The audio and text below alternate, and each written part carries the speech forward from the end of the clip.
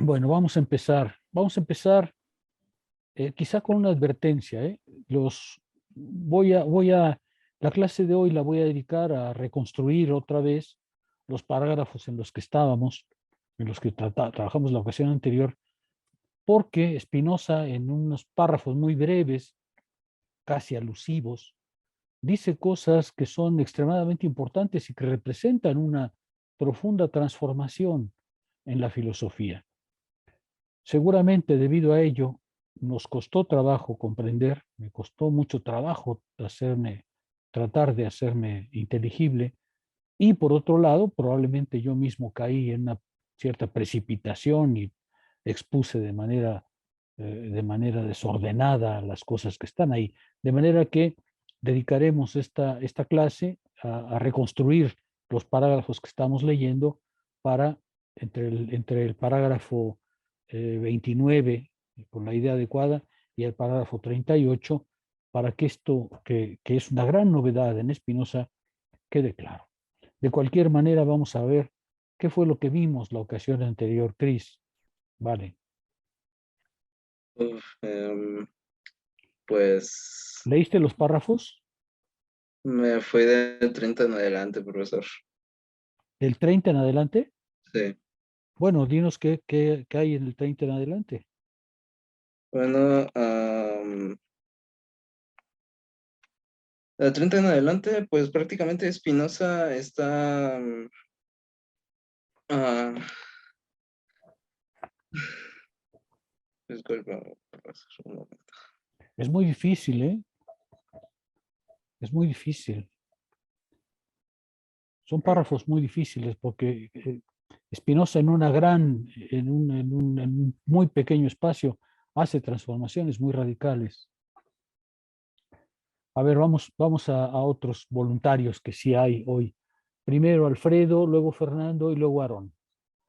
Por favor, yo desearía que muchos de ustedes participen, que la clase no sea meramente pasiva. Traten de participar aquellos que no lo han hecho. Alfredo. Sí, profe. Bueno, como dijo, sí, sí es un poco complejo. Me hice bolas porque hablaba principalmente esta parte, ¿no? Donde dice que para saber que uno sabe, hay que saber. Y parte de una premisa, digamos, creo que comenta que no debe ser infinita, ¿no? Pero que para lograr esto hay que ser conscientes de eso. La verdad a mí yo me confundí mucho y usted había dicho que del parágrafo 30 al 38 e intenté adelantarme un poco más para ver si podía encontrar un poco la respuesta de esto y lo encontré creo que ya en lo que es después del 38. Pero tenía esa duda de a qué se refiere, ¿no? Y más que nada después, cuando en los parágrafos siguientes, se ve que habla de un método, que es el método precisamente para llegar al conocimiento, digamos, verdadero, ¿no? O al menos así yo lo pude concebir. Y esto es precisamente eso, tener una idea concreta de algo. Y claro, siguen las dudas, ¿no? Porque habla de que la idea debe de pasar por otros filtros de idea. Entonces, sí, bueno, yo me confundí aquí, la verdad, tuve más preguntas que digamos, respuestas, pero pues sí, más o menos fue lo que entendí en ese aspecto. Bueno, es natural que tengan ustedes más preguntas que respuestas en este momento. Fernando. Sí, buenas tardes, doctor. Sí, buenas tardes. Eh, no sé si se corte un poquito porque me parece que a mí se me está cortando un poco la red. Estamos escuchando bien, por lo menos en mi caso. Ok. Bueno, creo que sí es un poco complejo el hecho de adentrarse de golpe, partiendo de, digamos que, de una concepción moral a una concepción pues, más epistemológica. Pero creo que lo que yo pude captar, o al menos lo que creo entender que a lo que se refiere Spinoza, es que al empezar todos estos parágrafos por el hecho de que el ser humano construye instrumentos que poco a poco van dando vida a otros instrumentos y que la razón crea instrumentos intelectuales que le permite dar vida a otros instrumentos intelectuales y que a su vez son mejorados. Me parece que lo que trata de ejemplificar con la idea de Pedro, que es como el ejemplo más, digamos, lúdico que pone, es que si bien existe Pedro como objeto real y existe la idea de Pedro tiene esta posibilidad de dar origen a otras ideas, pero estas ideas tienen formalmente, a su vez, lo que tiene esta idea de Pedro. Entonces, creo que a partir de ahí, lo que creo que trata de decir Spinoza es que el conocimiento y el método son lo mismo, porque en esta idea verdadera, que es la idea objetiva de Pedro, lo que encontramos es, digamos que un cierto funcionamiento de cómo comprende nuestra razón, tal vez. Entonces, es por eso que esta idea de Pedro, objetiva, puede dar vida a otras ideas. Y de ahí recordé lo que usted decía de que la razón salta de idea en idea. Este salto de idea en idea, que es una idea que contiene a su vez la esencia formal de la idea verdadera, es, por lo que entiendo, el perfeccionamiento de la verdad de la idea verdadera. En este sentido, creo que a lo que se refiere, pues sí, la idea verdadera y que sea método es justo eso, que lo que nos da la idea verdadera es comprender cómo funciona nuestro entendimiento y cómo genera esas otras ideas que tienen formalmente lo que tiene la idea verdadera. Y por eso también el conocimiento es una práctica, porque digamos, seguir saltando de idea en idea, que tienen el mismo contenido formal, lo que pasa es que esta idea va perfeccionando poco a poco la verdad. Esto no quiere decir, como dice Spinoza, que sea una cuestión infinita en el sentido de que un método explica otro método y otro método otro método. El método se explica por la misma idea verdadera y ahí acaba. Lo que es infinito es el perfeccionamiento de esa idea verdadera. Entonces, lo que nos trata de mostrar aquí, digamos, Spinoza, es que esa idea verdadera, al comprenderla, nos hace comprender cómo funciona nuestra comprensión y ese es meramente el camino para llegar a la verdad. Entendemos las ideas entendiendo cómo funciona nuestra razón. Y ese es justamente el camino para encontrar el perfeccionamiento de la verdad. Creo yo que eso es lo que podría decir respecto a mi lectura. Te acercas bastante. Hay algunas cuestiones que precisar, pero te acercas bastante. Me parece que te acercas bastante. Voy a tratar de trabajar para que esas ideas se afirmen en todos ustedes. Aarón, Sí, lo que a mí me gustaría decir de lo que se me quedó es que, como hemos visto en Spinoza, se trata de examinar nuestra potencia del entendimiento y a través de ella es que llegamos a la idea verdadera como fundamento del método, que es así como se titula el capítulo número 3, si no mal recuerdo. Y que no hay, como afirman también los escépticos, ninguna posibilidad de alcanzar el conocimiento si pretendemos que dicho conocimiento está reglamentado por alguna norma o ley externa al proceso mismo. Una convicción que se me quedó muy presente de la clase pasada en Spinoza es que el conocimiento, según él, es una práctica. Y como toda práctica es un hacer, y como todo hacer es un hacer progresivo. Es un hacer que se despliega según su propia necesidad. Y y que el conocimiento, según Spinoza, también no tiene límites, sino que todo lo podemos conocer. Mientras que el método no es más que la reflexión del camino que el conocimiento ha seguido. Finalmente, lo que me gustaría destacar es que cuando estudiamos el parágrafo 32, él introduce lo que llama fuerza natural, según la cual el conocimiento es una práctica Y como lo he dicho antes, esa no depende de una legislación previa, sino de nuestro impulso o de nuestra fuerza natural de comprender. De ello, y con el ejemplo de los coquitos que igual vimos la clase pasada, es que de esas primeras ideas que hasta cierto punto fueron precarias y finitas, posteriormente se pudieron ir desarrollando ideas cada vez más complejas hasta llegar a lo que hoy somos y en un futuro a lo que seguiremos siendo a través de esa misma fuerza natural de entendimiento y de nuestra potencia natural que tenemos por entender los seres humanos. Muy bien, también te acercas mucho y ojalá y el caso de ustedes dos sea más o menos generalizado. Pero para probarlo voy a hacer un par de intervenciones más, a pedir un par de intervenciones más y, y ya podré evaluar cómo está el estado espiritual de ustedes. De todas maneras, como les digo, quiero regresar porque quedaron en un estado de incertidumbre que no es lo que debe ser en un curso. A ver, a ver si ahora sí nos puede hablar Cianya Zúñiga y decirnos qué vimos la clase pasada.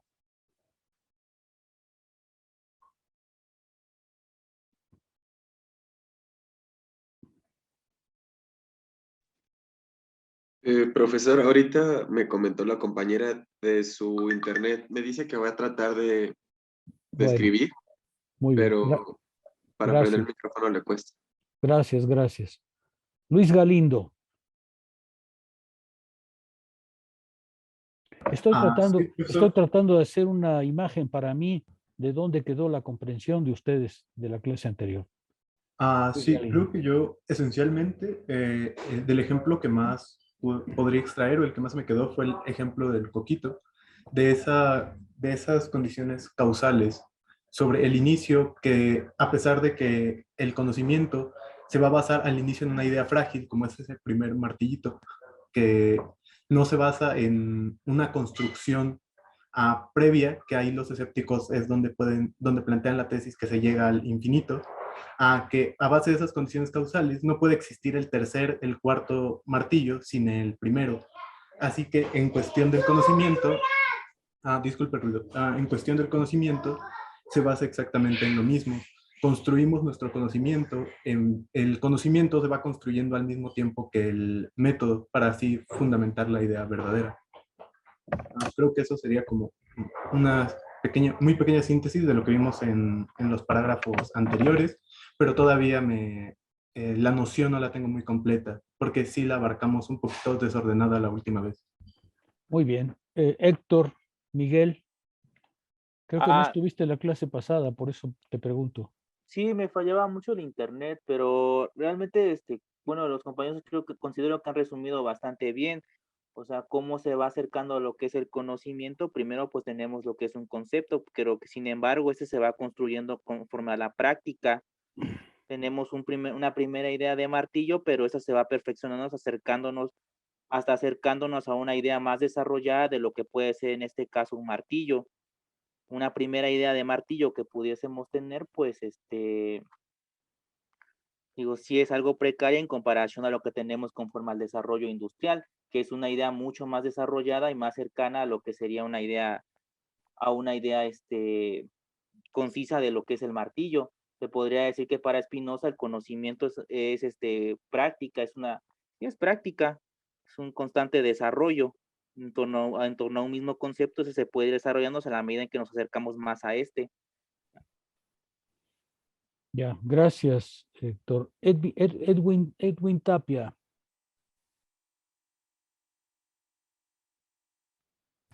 Sí, profesor, buenas tardes. Buenas tardes, Edwin. Sí, lo que veíamos también en la clase pasada era el concepto de las ideas, que decía que las ideas son un perfeccionamiento de las cosas. Incluso recuerdo que el compañero Rodrigo lo relacionaba un poco con esa idea también de Platón, del mundo de las ideas y incluso usted nos dijo del topos uranos, que sí va relacionado, pero Spinoza lo desarrolla un poco más a comparación como lo tenía este Platón. Bueno, Sócrates y Platón. Yo logro recordar eso y sobre todo también, bueno, haciendo otra vez la relectura de los parágrafos, estaba viendo que tal vez el ejemplo de Pedro va un poco también relacionado con el ejemplo del coquito, porque, eh, bueno, si tenemos a la imagen principal de Pedro como su persona, la idea es la perfección, o es la, nos decía la lectura, es la esencia objetiva de la idea de Pedro. Y cada idea se va complementando a sí misma y va haciendo una cadenita, así como el martillo hizo una cadenita para obtener un martillo hasta ahorita en perfección, entre comillas, porque van a seguir habiendo martillos, así también la idea de Pedro se va perfeccionando a través de las mismas ideas. Eso es lo que yo puedo rescatar. Bueno, voy a volver al texto para volver sobre estos parágrafos. Yo voy a ir comentando lo que me parece que son las tesis principales de estos parágrafos. Espero que los tengan a la vista para poder ir vinculándolos con los parágrafos mismos. Yo lo que estoy tratando es de presentar sistemáticamente las ideas que se encuentran ahí, o de manera un poco más sistemática. Lo primero es que tenemos que comprender que Spinoza nos invita a examinar nuestra potencia de comprender. Nuestra potencia de comprender. Spinoza dice, si queremos seguir la vía de la perfección humana, lo que tenemos que comprender para tener las ideas verdaderas que necesitamos para guiarnos en la existencia es comprender nuestra potencia de comprender.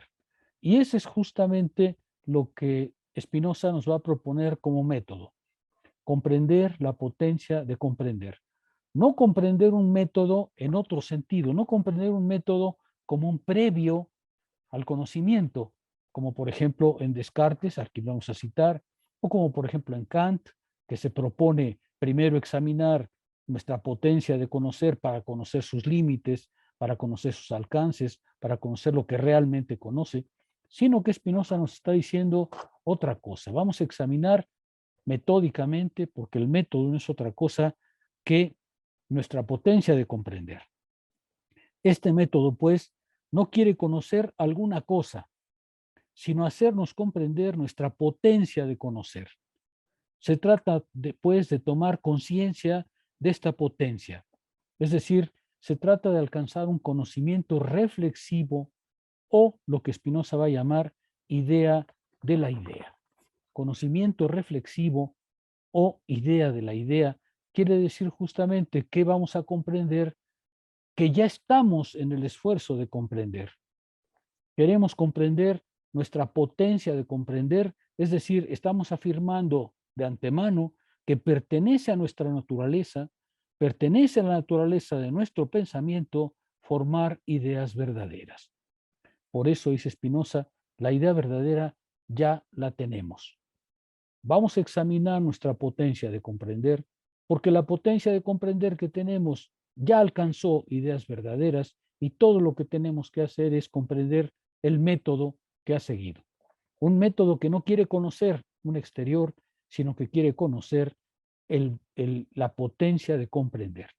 Es decir, Spinoza, bajo el término método, va a devolver a este término su sentido original. Como ustedes saben, en griego, métodos quiere decir trayecto, camino, itinerario, vía. Y de hecho, así es como vamos a leer en una página, en una carta hoy, así como define Spinoza su procedimiento, es conocer la vía, el camino, el trayecto que ha seguido nuestra potencia de comprender para comprender. Es pues un método destinado a conocer el acto del conocer, la práctica del conocer, que esa sí fue una idea que se les quedó en ustedes. Pero eso quiere decir, si comprendemos por método esta vía, este itinerario de nuestra potencia de comprender, quiere decir que la idea de método ha sufrido una transformación profunda, porque lo que Spinoza quiere decir como método no es un previo al conocer. Ya no tiene método, la palabra método, el sentido ordinario, porque este método no quiere regular al acto del conocer, no quiere regular al acto del pensamiento como una legislación anterior, como una legislación externa. Lo que quiere es justamente comprender el proceso mismo por el cual conocemos. Se ve pues la transformación que desde ahora Spinoza está imponiéndole al pensamiento. Se trata pues de comprender como método nuestra potencia de comprender y no establecer un previo, ya como ustedes señalaron, el problema del método entendido como lo hace Descartes, es decir, como una serie de instrumentos previos, tiene la dificultad de que cae en el escepticismo. ¿Por qué? Porque es un método que pretende garantizar el conocimiento que él mismo necesita ser garantizado y así sucesivamente. Si queremos darle garantías al conocimiento antes del conocimiento, tenemos el problema de que tenemos que garantizar las garantías que planteamos y así sin cesar. Esto es importante porque Spinoza dice, así se presta el flanco a los escépticos. Así lo que se muestra, como sucede con frecuencia en las filosofías de este tipo, es que se llega a la conclusión de que nunca hemos conocido nada, porque nunca hay la garantía final, la garantía última de que realmente estamos conociendo. O, dicho en otras palabras, Spinoza lo que va a intentar es dejar de lado el fundamento, las garantías, dejar de lado el conocimiento como un fundamento con garantías para hacer del conocimiento un acto, una producción, una práctica que garantiza su propio hacer, que se da a sí misma, veremos, sus propias garantías. Como se ve desde el principio, es un anticartesianismo bastante radical. El método no consiste en circunscribir las líneas de uso del pensamiento, porque el poder del pensamiento y del entendimiento no está determinado a priori. Eso es muy importante. Para Spinoza el pensamiento no está determinado a priori por ninguna reglas que podamos definir previamente. El pensamiento, el entendimiento, no sigue un código que le habría sido prescrito de alguna manera. Sigue su propia trayectoria. El método tiene el método en Spinoza tiene como previo no otra cosa que los conocimientos que él mismo produce. Es decir, justo porque hemos alcanzado ideas verdaderas, ahora podemos comprender cómo se producen las ideas verdaderas. Es decir, el previo al conocimiento no es un método, una especie de reglamentación previa, una especie de legislación externa. Es el conocimiento mismo, justo porque hemos producido ideas verdaderas, justo porque el conocimiento ya lo tenemos, porque las ideas verdaderas ya las tenemos, entonces podemos comprender el método, la vía, el trayecto, el transcurso por el cual nuestra potencia de comprender ha alcanzado esa comprensión. El método, pues, es conocimiento reflexivo o idea de la idea. Ya ven más claro lo que significa idea de la idea.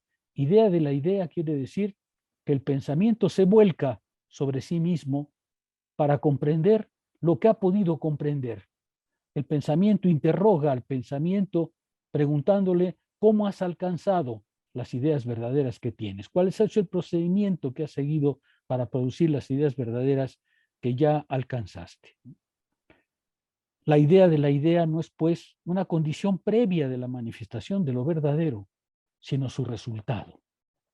La idea de la idea no es, pues, un previo al conocimiento, sino resultado del conocimiento. El método no viene antes del conocer, como normalmente lo sospecha la filosofía. El método viene después del conocer.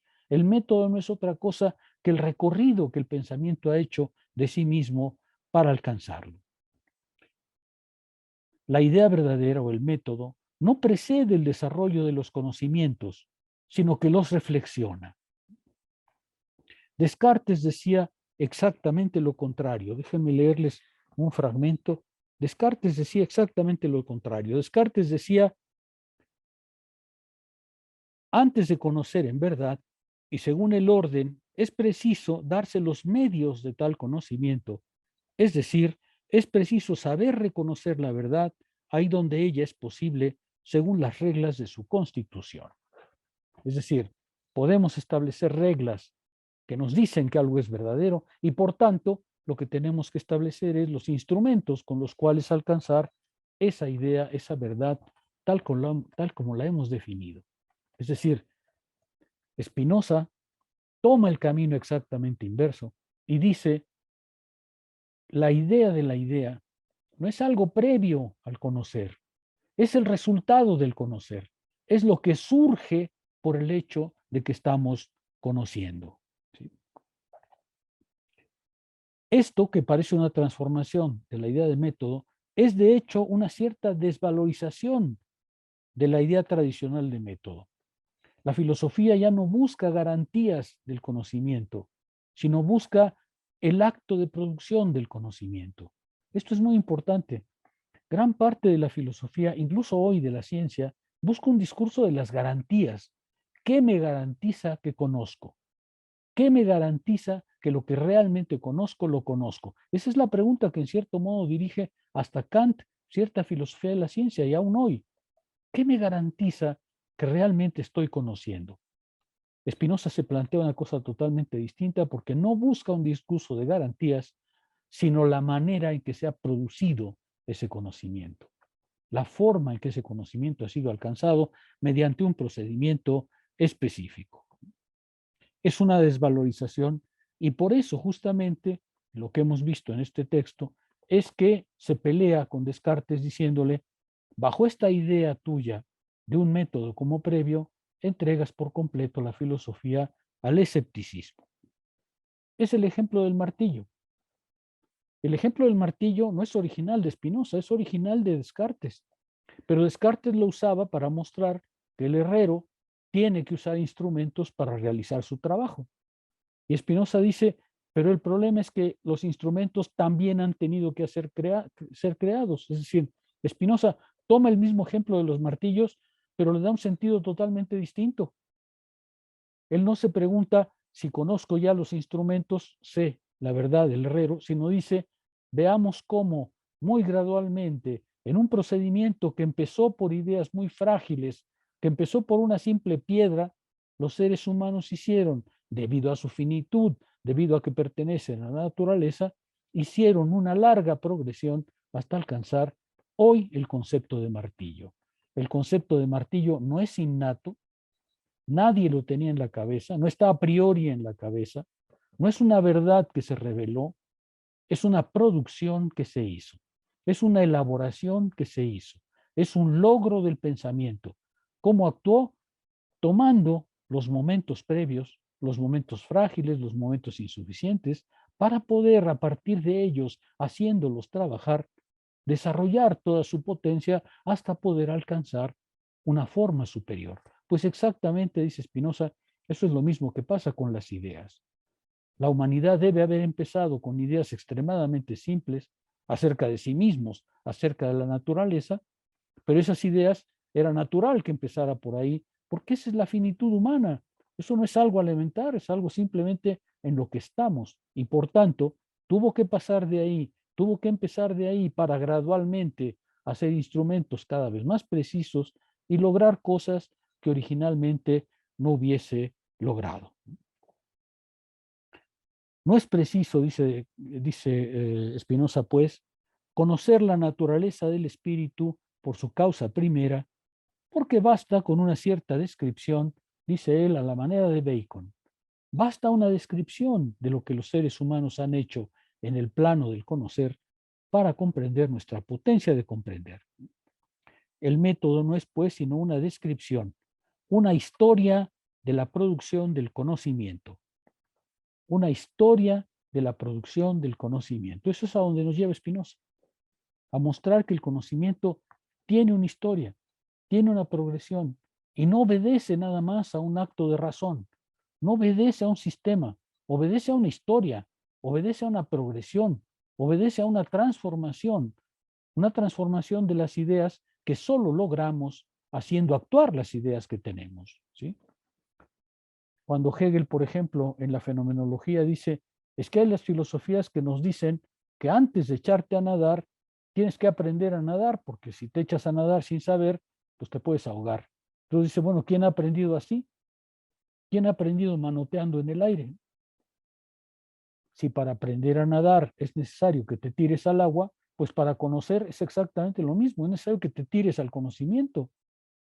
Si ustedes deciden, y eso es lo que Spinoza va a tratar de decirles, que me parece muy importante, si ustedes creen que hay un previo al conocer, un previo a la filosofía, para poder alcanzar el verdadero conocimiento, pues estos se van a quedar siempre en la orilla, porque en realidad para comprender el conocimiento hay que echarse al agua y arriesgarse en el conocimiento mismo.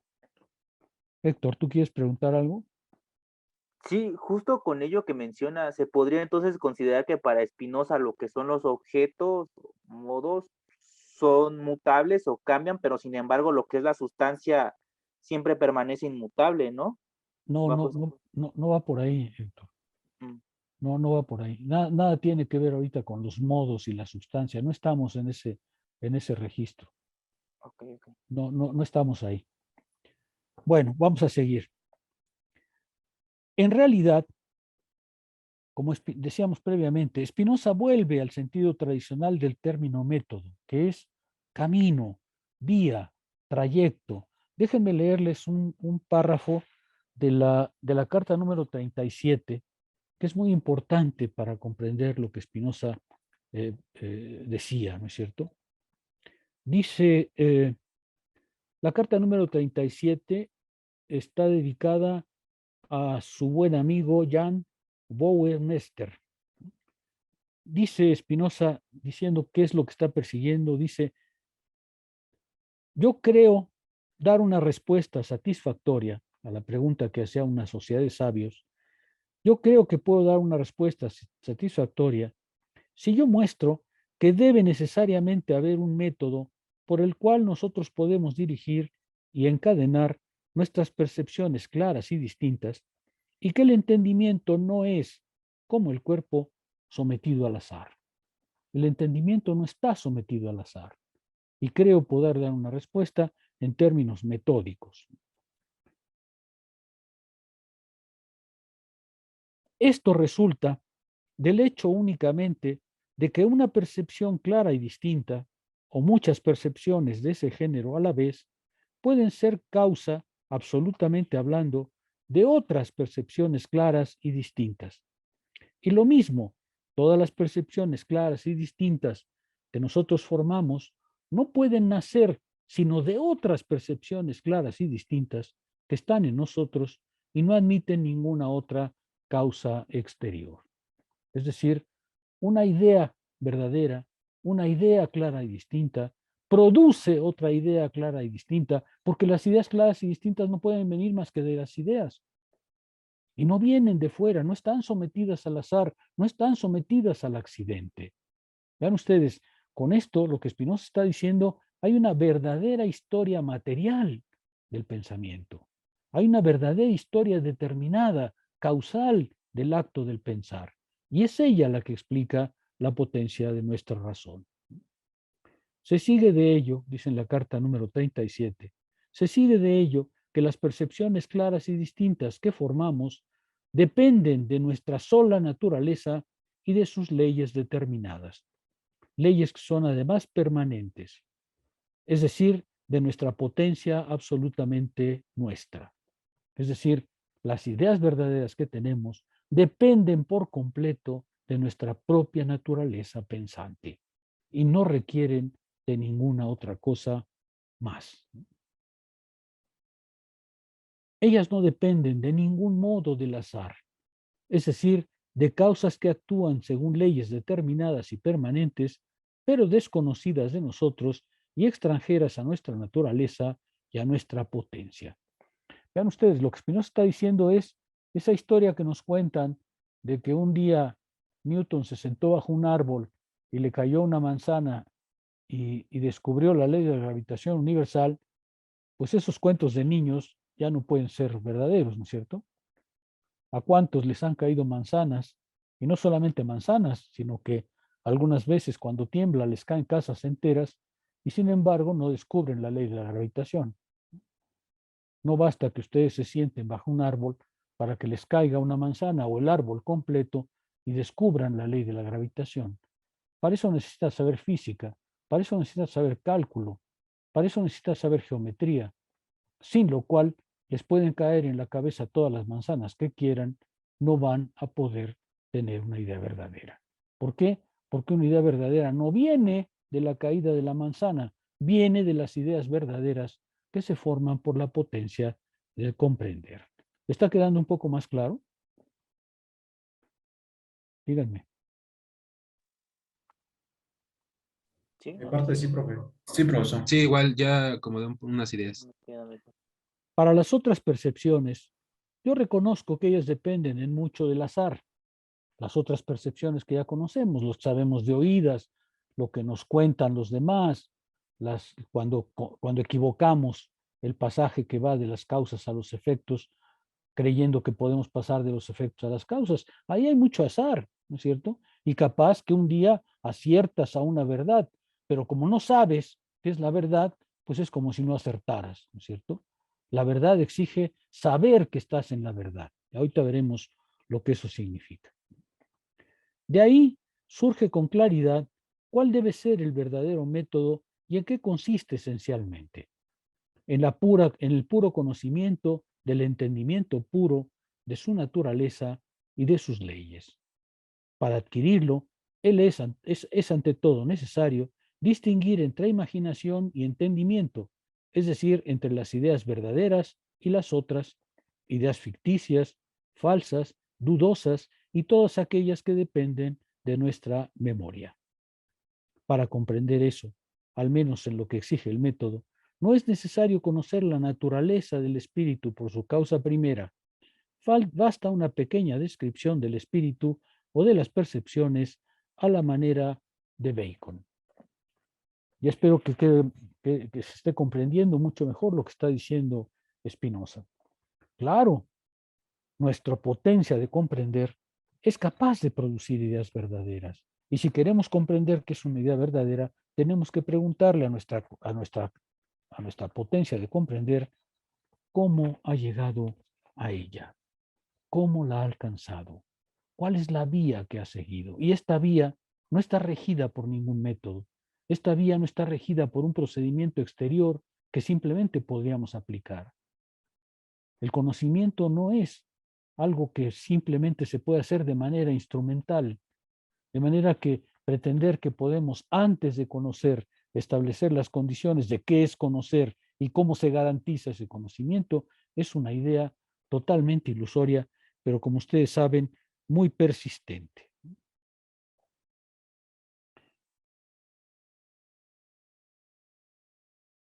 El orden de percepción de estas ideas verdaderas, es un orden necesario, pero no es un orden necesario debido a una obligación legal, sino es orden necesario por su causalidad intrínseca.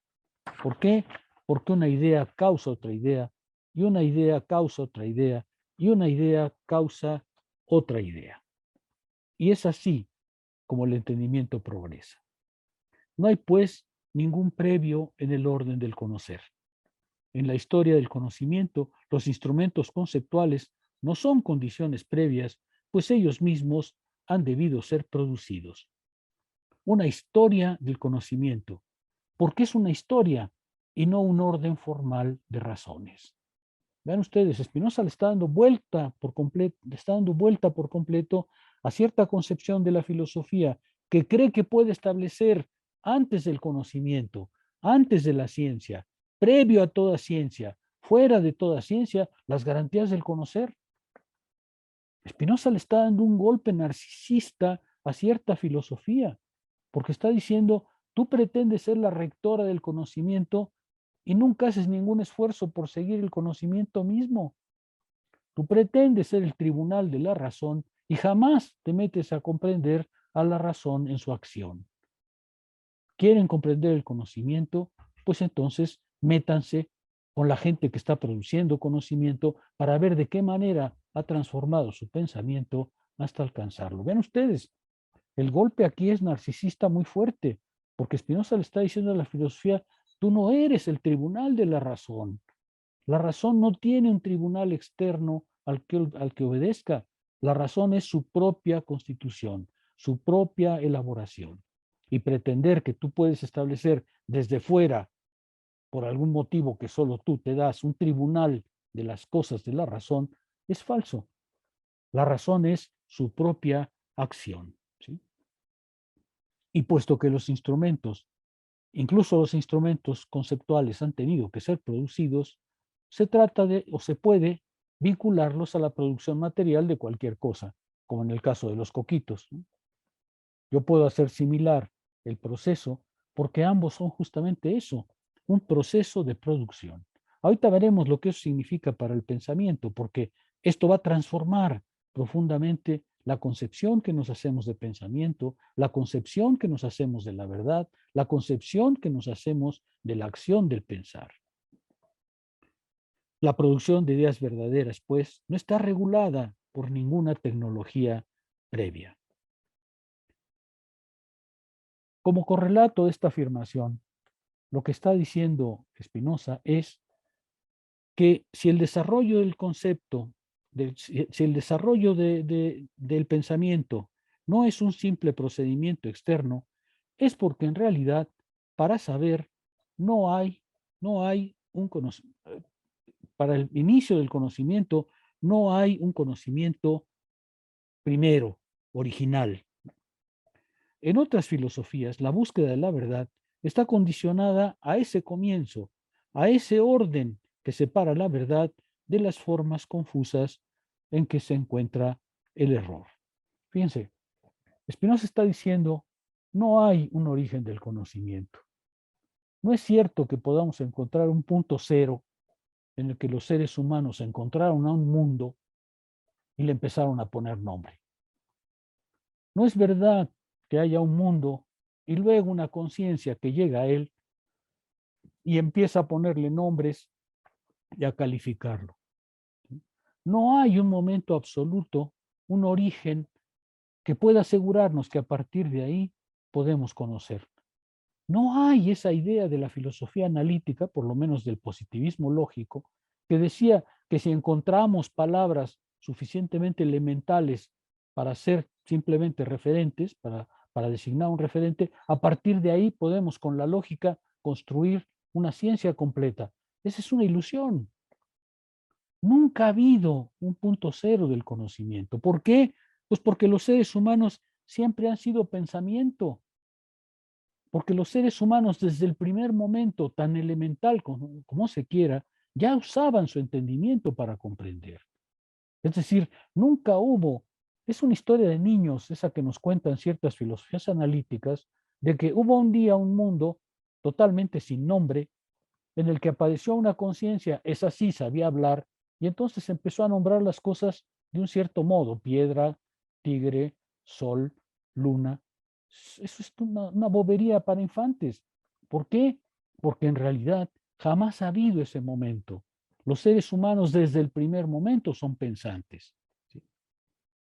Por eso es mejor usar la palabra enmendatio, que es corrección, porque en realidad corregir quiere decir modificar, transformar, alterar el orden del pensamiento que ya tenemos. Y esto es una lección filosófica que a mí me parece muy interesante. Cuando Spinoza está diciendo que no hay un punto cero, está diciendo no hay una conciencia, ninguna conciencia humana, ningún ser pensante humano que no sepa nada, que esté en la ignorancia. A ver, déjenme, cuando estaba escribiendo esto pensé mucho en nosotros, porque dije, bueno, les quiero hacer comprender que todas estas cosas que está diciendo Spinoza no se las está diciendo a almas como tabula rasa, no se las está diciendo a almas que no saben nada, se lo está diciendo a almas que creen saber, que ya tienen convicciones, que tienen un punto de vista, probablemente no muy reflexionado, pero ya lo tienen. Entonces, el problema de enseñar, y particularmente enseñar estas cosas, es que ojalá yo no encontrara jóvenes que realmente son ignorantes, porque entonces sería muy fácil enseñarles. El problema es que nunca son totalmente ignorantes. Ya vienen dotados de ciertas ideas, ya vienen dotados de ciertos prejuicios, ya vienen dotados de las cosas que oyeron aquí y allá, ya vienen dotados de las cosas que les susurraron al oído. Y entonces la lucha de la filosofía no es entre un conocimiento y una conciencia pura, sino es la lucha entre el conocimiento con una conciencia que ya tiene una cierta estructura. Y esa estructura que ya tiene normalmente resiste, es decir, no acepta fácilmente una transformación. De ahí la idea espinosa de enmendar. Enmendar quiere decir, ya somos seres pensantes. Ya tenemos ideas en nosotros que nos han sido transmitidas por oídas, por vaga experiencia, pero ya tenemos ideas. Ahora, el problema es corregirlas, el problema es enmendarlas, el problema es modificarlas, modificar el orden del pensar, porque como seres pensantes que somos, ya estamos siempre teñidos de prejuicios. O déjenme decirlo como lo dice un epistemólogo más moderno. Ustedes tienen alrededor de 20 años, pero tienen los prejuicios de toda la humanidad. En cuanto a prejuicios, son lo más viejo que se pueden encontrar. Tienen los prejuicios más arraigados y más viejos de la historia de la humanidad. Y contra eso hay que luchar. La enseñanza, la transformación del pensamiento quiere decir justamente modificar esos elementos que ya están presentes, porque como seres pensantes ya vienen dotados de ideas. ¿Sí se ve lo que Spinoza está diciendo? Les está invitando a decir, modifiquen su manera de pensar, porque ya están pensando, ya tienen ideas, ya tienen prejuicios, ya tienen ideas vagas, ya tienen una serie de conocimientos que creen saber y que sin embargo la filosofía les exige transformar. Alfredo.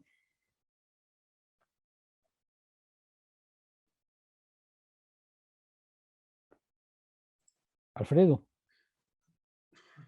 Es Alfonso, doctor. Ah, Alfonso. Entonces podríamos considerar a las ideas verdaderas de las que habla Spinoza como esto que ya está preconcebido en nosotros. O sea, como esto que ya nos metieron por donde venimos, pero entonces hay que modificarlas y aún así siguen siendo ideas verdaderas. No. A ver,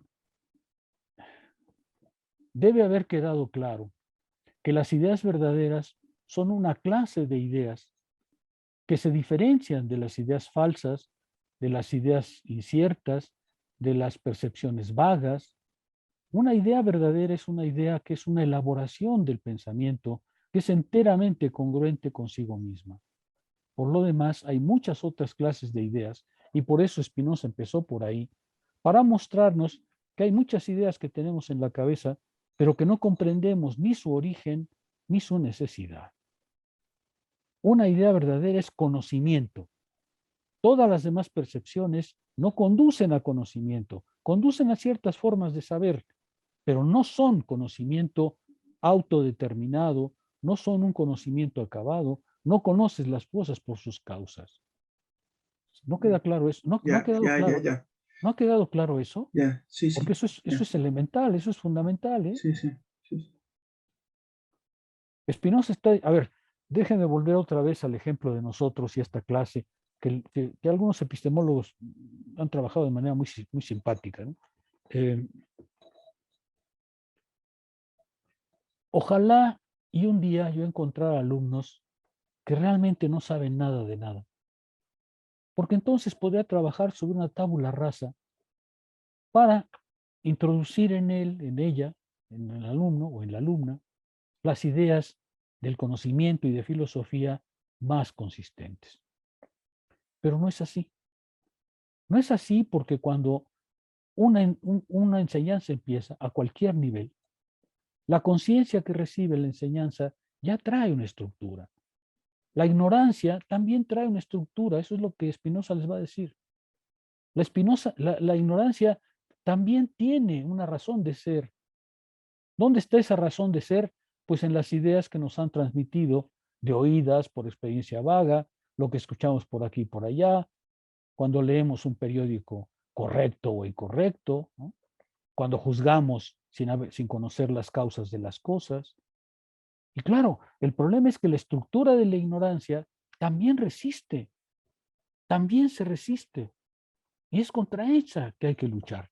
Por eso el término enmendatio, corrección o reforma, es importante.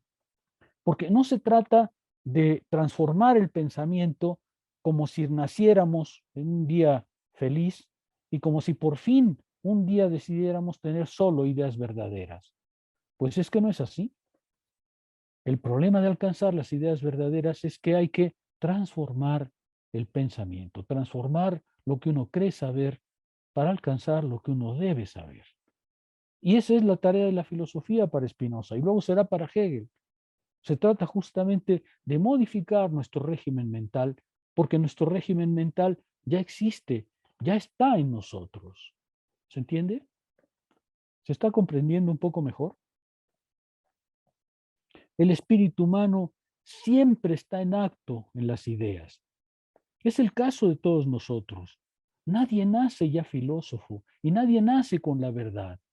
Y tampoco despertamos un buen día con la verdad en la cabeza. Si Spinoza empezó por las ideas vagas, si Spinoza empezó por las cosas de oídas, es para decirnos, así es como la conciencia natural está, así estamos en el mundo. Sin excepción, no estoy diciendo que yo o los filósofos estamos en el plano de las puras ideas, no, igual que todos, estamos con muchas cosas que son vaguedades, que son cosas que aprendimos solo de oídas, que nunca sabemos el origen causal, ¿no es cierto? Y esas ideas están en nosotros permanentemente. Lo natural de la conciencia es que esté habitada por eso. Ahora, el problema es justamente que hay que enmendarlo. El problema es que hay que transformarlo si queremos llegar a las ideas verdaderas, si queremos llegar a las ideas que conocen su causa completa. Ya hablaré de eso con más detalle, sobre todo cuando pase idea adecuada. Ahorita Spinoza está hablando de ideas verdaderas. En la ética va a hablar de ideas adecuadas y dirá que son casi lo mismo, pero ahorita no quiero meter la noción de idea adecuada porque eso supone, el término adecuación supone otras cosas que después tendré que explicar. Esta misma situación es la situación de la historia. En el caso de la historia, los inicios son imperfectos y de hecho esos inicios no solamente son inicios dados, sino que tuvieron que ser empleados para poder ser inicios. La piedra que empleó el primero que rompió un coquito, no tenía un cartoncito que decía, sirvo para romper coquitos, ¿cierto? Ella era una piedra, nada más.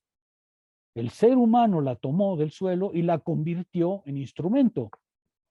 La piedra en sí no es instrumento.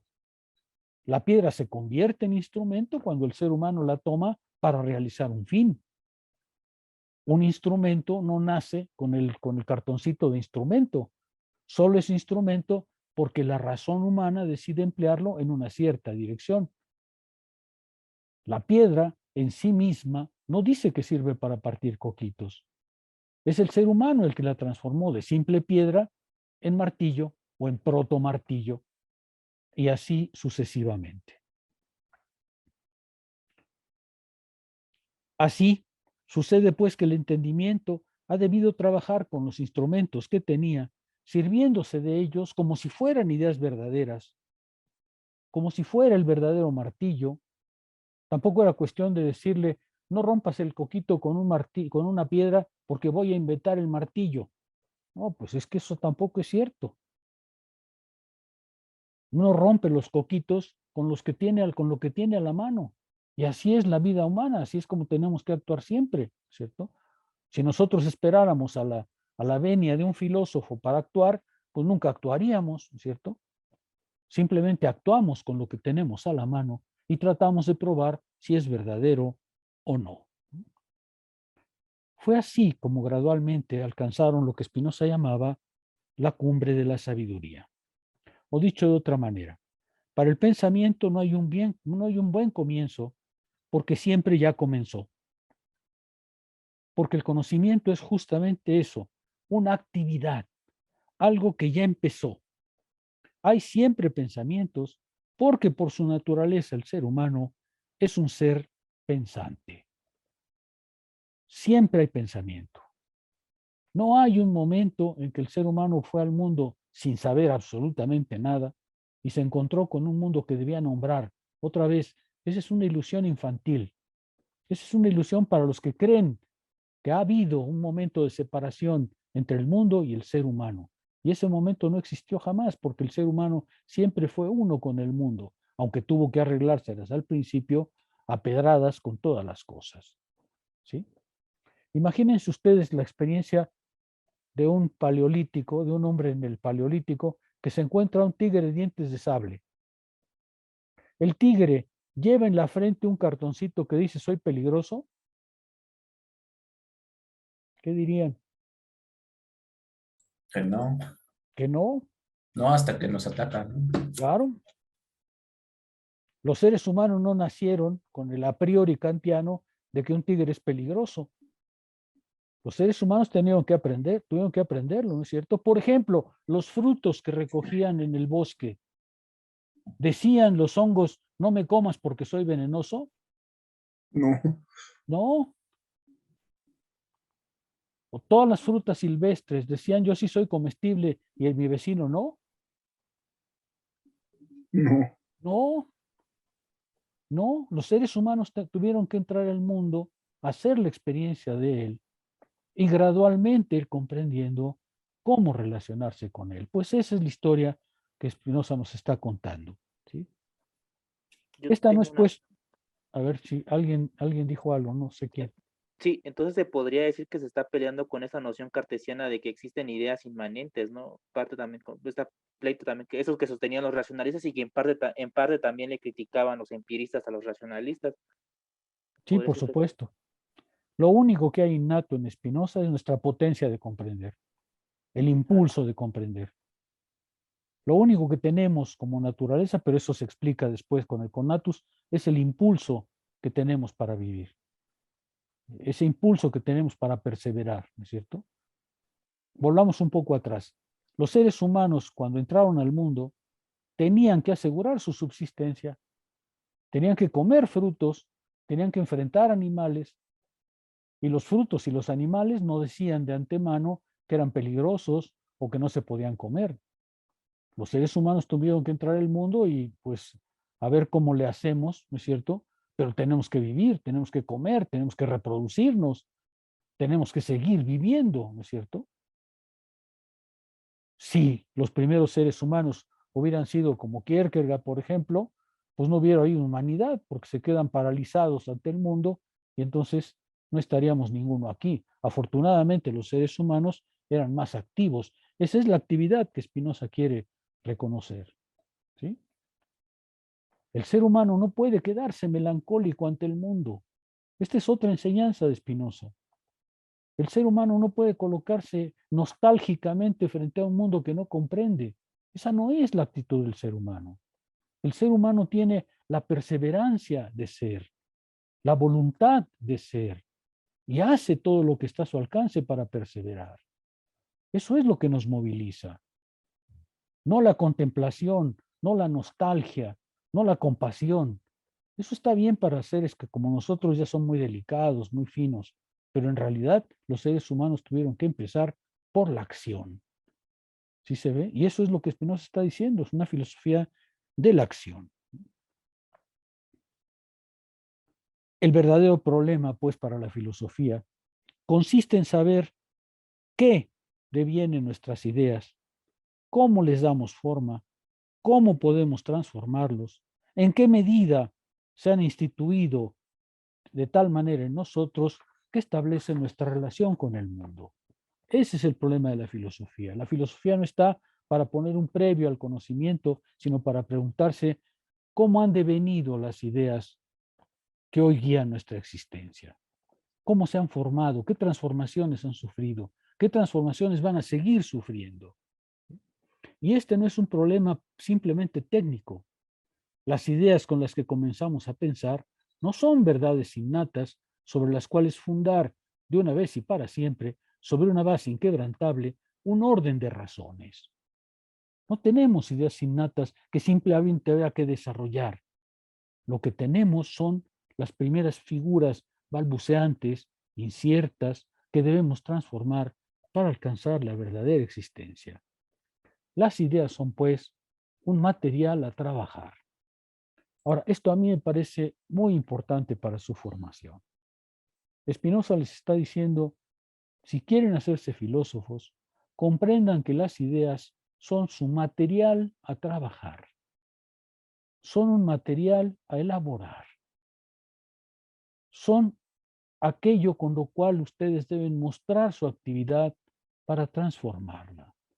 Es decir, les está diciendo, el conocimiento es una práctica teórica, una práctica del pensar.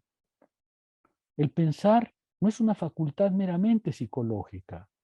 El pensar no es algo que el ser humano hace igual que hace orina a través del hígado. No, el pensamiento no es una mera facultad de expeler cosas. El pensamiento es una actividad y el centro de nuestra actividad es justamente pensar que las ideas son un material a trabajar, una práctica a realizar.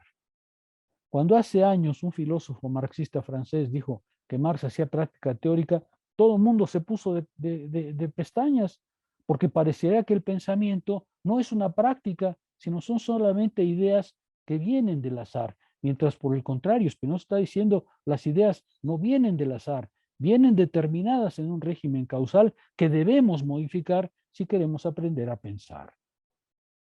¿Sí se ve? Hay que cambiar por completo nuestra concepción de pensamiento para poder alcanzar esta perspectiva. El pensamiento no es simplemente algo que el cerebro expele, igual que el riñón expele orina. Eso no es así.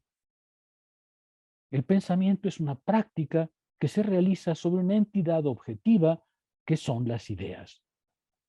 Ya hablábamos de eso y vamos a seguir hablando después de cómo el pensamiento en realidad tiene que ser concebido como una acción práctica, material y objetiva, porque ese es el núcleo de lo que hay que transformar si queremos hacer filosofía. La pretensión de un saber originario, de un punto de partida inamovible en filosofía, es irrisoria porque eso es desconocer por completo cómo funciona el espíritu humano. En sus inicios, nuestro espíritu era precario, inadecuado y tenía que desaparecer. Pero una desaparición así no es la anulación. Yo les decía la ocasión anterior, cada generación, nuestra generación y luego la de ustedes, recibió como herencia espiritual un conjunto de ideas, un conjunto de prácticas, un conjunto de principios, un conjunto de axiomas. Tenía que ser así, porque esos principios y axiomas guiaban la vida hasta nosotros. ¿Qué hemos hecho? Transformarlos. Más o menos, mejor o peor, pero transformarlos. Ahora los reciben ustedes. Esas ideas sin duda van a ser transformadas. Las ideas que nosotros les transmitimos sin duda las van a modificar y van a desaparecer. Pero esa desaparición no es una pérdida, porque las ideas que vengan después requieren de las ideas que están ya para poderse transformar. De manera que en realidad el procedimiento no consiste en una eliminación, en una anulación pura y simple de lo anterior, sino en una absorción, transformación. Las ideas que recibimos del pasado en la ciencia, pero también en la cultura, son ideas que deben sin duda ser transformadas y desaparecer. Pero esa desaparición no es su simple anulación. Ellas sirvieron de base para las ideas posteriores, porque hay un régimen causal que ordena esa progresión y no están sujetas al azar. Eso es lo que está diciendo Spinoza. Este no es un camino azaroso en el que a uno se le ocurre decir alguna bobada y ya está. Así no es como funciona el pensamiento. El pensamiento funciona justamente bajo la refutación de las ideas previas, refutación que es indispensable, pero también son indispensables las ideas refutadas. Claro que las ideas que existen ahora serán reemplazadas, pero no por un acto de prestidigitación, sino por una asimilación hacia verdades más acabadas. Las ideas se justifican solamente, pues, porque son útiles, porque son instrumentos de acción. Se justifican por su precariedad finita, pero son necesarias porque cada idea, aun si es una idea equivocada, sirve de impulso en el proceso que las sustituye y las transforma. Y si algún conocimiento surge, es justamente porque puede tomar una distancia entre aquello que le antecede y aquello que le sigue. El conocimiento es justamente una transformación sistemática de la facultad de pensar, de la facultad que tenemos de alcanzar ideas verdaderas. No hay, pues, introducción al saber, ni un buen método para conocer previo, porque es solo la práctica efectiva que el pensamiento produce al reflexionar lo que constituye la verdad. Esta es la actividad real de un espíritu que se pone a trabajar en la medida en que hace prueba y desarrolla sus propias fuerzas, y cada vez se hace más fuerte, más profundo y tiene mayor alcance. Es decir, a medida que nuestra potencia de conocer se desarrolla, nuestra potencia de conocer se hace más profunda, tiene un mayor alcance, se hace más coherente. Por eso hay una verdadera historia, porque el pensamiento se hace efectivamente, se profundiza en su autorreflexión, se hace más coherente, se hace más sistemático, tiene un mayor alcance. El pensamiento ha recorrido una historia en el sentido de que hoy tiene condiciones de desarrollo que no tenía en su momento original. En la clase de Hegel, por ejemplo, que es muy cercano a Spinoza en este caso, planteaba la siguiente pregunta: ¿quién sabe más física hoy? ¿Un niño de secundaria o Aristóteles? ¿Quién sabe más física? ¿Un niño de secundaria de la escuela pública o Aristóteles? El niño de Niño secundaria. de secundaria. Claro. Entonces, ¿el niño de secundaria es mejor que Aristóteles? No, por supuesto que no. Claro que no. Claro que no. Solamente que el niño de secundaria actual recibe como herencia un pensamiento que tiene siglos desarrollándose, profundizándose, haciéndose más coherente. Por supuesto que Aristóteles es una cumbre del pensamiento, pero era Aristóteles, y lo que Aristóteles podía pensar dependía de los instrumentos pensables que había en su tiempo. No tiene nada de extraño que cualquiera de nosotros hoy pueda conocer más que Aristóteles sobre física, sobre meteorología, sobre biología, pero eso no nos hace mejores que Aristóteles, simplemente indica que el pensamiento ha tenido una historia real, una verdadera historia. ¿Sí? El pensamiento, decíamos la ocasión anterior, no es una facultad que tiene la cabeza, no. El pensamiento es un ente objetivo, material, que ha logrado desarrollarse, profundizarse, hacerse más coherente y tener cada vez un mayor alcance. Desde el punto de vista neurológico, no hemos cambiado a partir de Aristóteles. Entre Aristóteles y nosotros, desde el punto de vista neuronal o cerebral, no hay ningún cambio. Es demasiado cerca para la evolución. Ahí no hay ningún cambio ni neuronal, ni físico, ni cerebral. Lo que hay un cambio es en el orden del pensar. Las facultades de Aristóteles seguramente eran incluso superiores a las nuestras, pero aún así el pensamiento no podía pensar cualquier cosa. O dicho de otra manera más elegante, no se puede pensar cualquier cosa en cualquier momento. Eso no es cierto. Los que crean que se puede pensar cualquier cosa en cualquier momento no conocen la naturaleza del pensar. ¿Va quedando más claro, Rodrigo? Y luego Alfonso. Sí, profesor, solamente una duda. Aquí, en el caso de Spinoza, el camino del pensamiento se puede ver,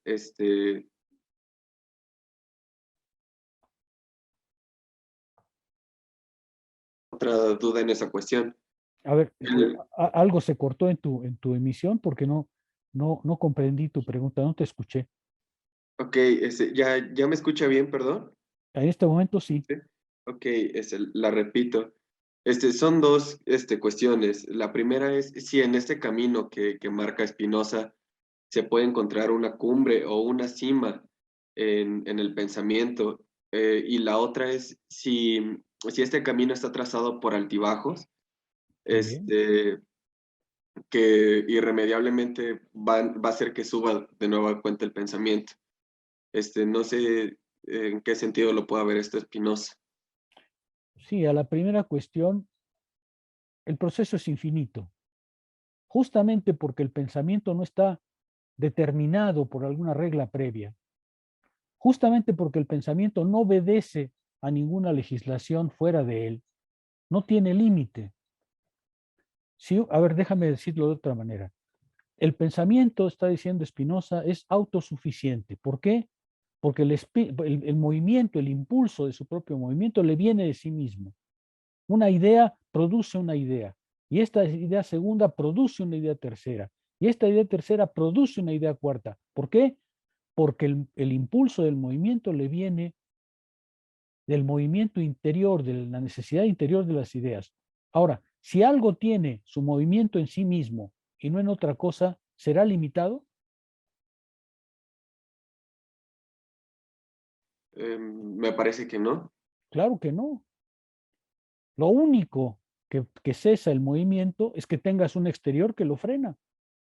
Pero si tú tienes tu impulso en ti mismo y nada más en ti mismo, pues eso es ser totalmente autosuficiente. Spinoza va a decir que el pensamiento es completamente libre. ¿Por qué? Porque como él se desarrolla con su propio impulso, no tiene límite. Literalmente es infinito. Es decir, el camino de las ideas no va a cesar nunca.